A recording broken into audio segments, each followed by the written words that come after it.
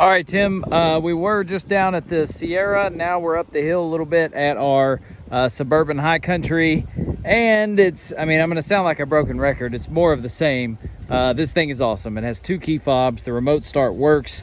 Does have adaptive cruise. These are Bridgestone tires, not Goodyear tires. And I'm going to put them at probably 85% tread. Going to wear very slowly because they are the Bridgestones. Known for lasting a really long time. And yeah, the front grille is great. A couple tiny little spots where you can see a couple little rock pecks, but very, very minor. All of our vehicles, like I say, every time they all get grace. This one's got that dusty film on it, maybe even more so because we're right underneath a tree that has gotten very dry.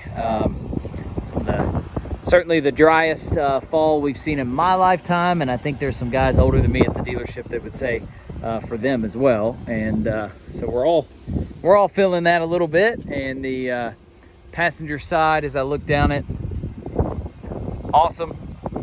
No major dings. I'm looking right down those body lines for any waviness in the paint or dimples that I see, anything like that. Nothing on that. Back bumper looks really good.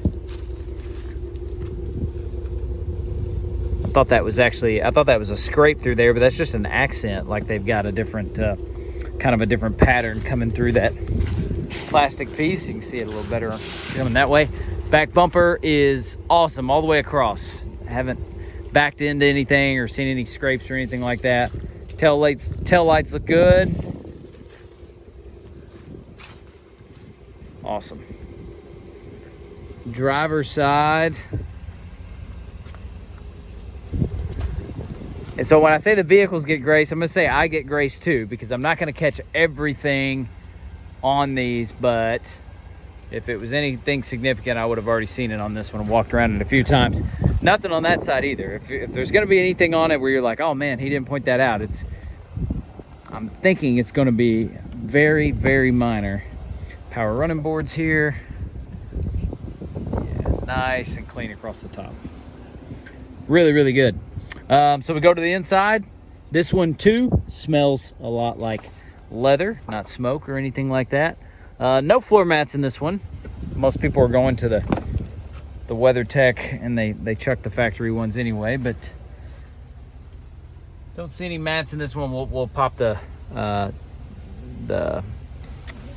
tailgate here in just a second to see, or that back latch to see. You got the rear heated seats, dual climate control in the back here, that auto climate.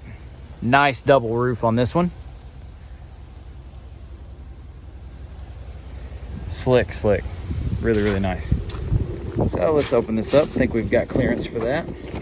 If not, I'll stop it. Yeah, we're good. Yeah, that's something we see on these Suburbans and all SUVs really, is these sidewalls. They really get scraped up and chunked and whatnot from strollers or luggage or whatever. Nice and clean here. Just a little bit of scraping there if I'm being real picky, but looks great. You're gonna have some storage under here. You can see even more leaves and dust falling as I'm filming it. Getting dirtier by the second. It's just impossible to keep up with them right now. Man, clean all the way through. Really, really nice.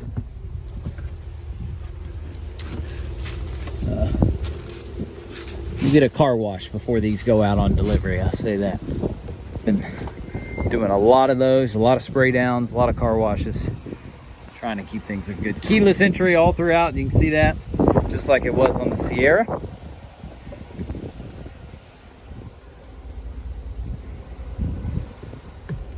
So many similarities between the two, the color patterns, everything. Center console's great. Heated and cooled. Book and info in there. Awesome. Little secret compartment there for valuables. Great. A little different setup as far as the screen goes, but same operating system. If I had to pick one, I'd probably choose the Suburban as far as the screen setup goes. These just seem to be a little smoother, a little more space on them. I like that, but both really responsive. Both can certainly do all that it's asked to do.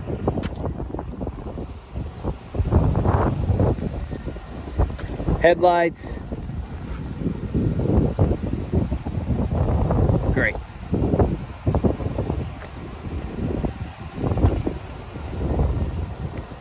Really nice. Let me know what other questions you have on either one. The mileage on this one, as we look at it here, 14,893, which I think is a little different than the website reading. Might have been used as a program vehicle at some point. But 14.8, it's going to qualify for that same 6-year, 120,000 mile factory type coverage. Let me know what other questions you have.